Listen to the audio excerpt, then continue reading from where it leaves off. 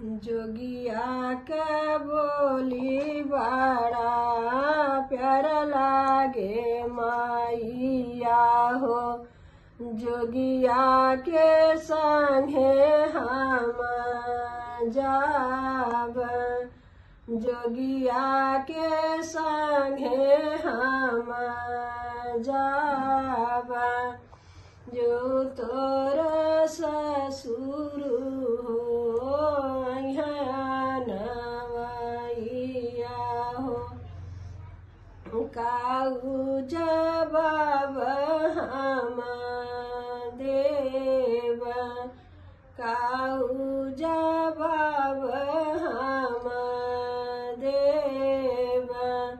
सोनवा के गुड़िया बनायो मोरी माइया हो। डोलिया में दिहा बैठाई,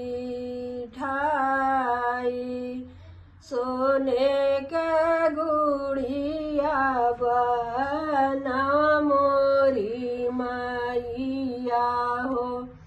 डोलिया में देहु बैठा, डोलिया के आगे पीछे रो मोरी माइया हो।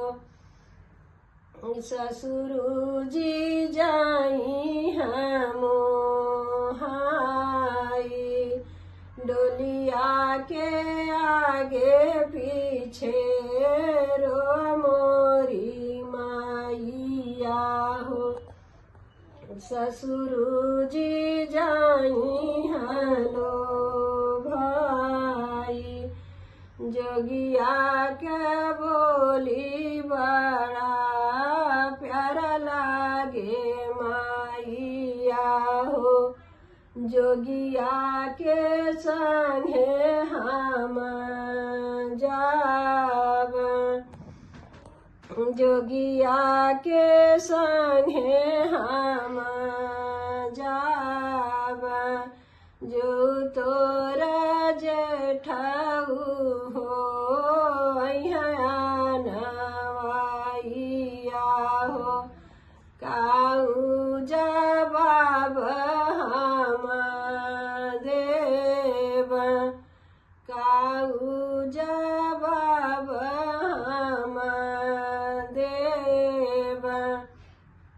सोने का गुड़िया बना हमारी चाची हो। डोलिया में दिहा बैठाई, डोलिया में दिहा बैठाई। डोलिया के आगे पीछे रो मोरी चाची हो। जेठाऊ जी जाई हम हाई, डोलिया के आगे पीछे रोआ मोरी चाची हो।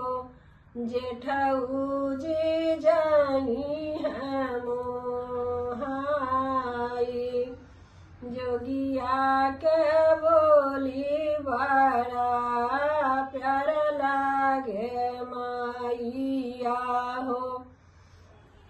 जोगिया के संगे हम जाब, जो तोरा सजना हो नवैया हो। काऊ जवाब हम देव, काऊ जवाब हम देव। सोने का गुड़िया बना मोरी भाऊजी हो। डोलिया में देहा बैठाई, डोलिया में दिहा बैठाई। के आगे पीछे रोआ मोरी भौजी हो। सजना जे जाई है मोहाई, डोलिया के आगे पीछे रोआ मोरी भौजी हो। सजना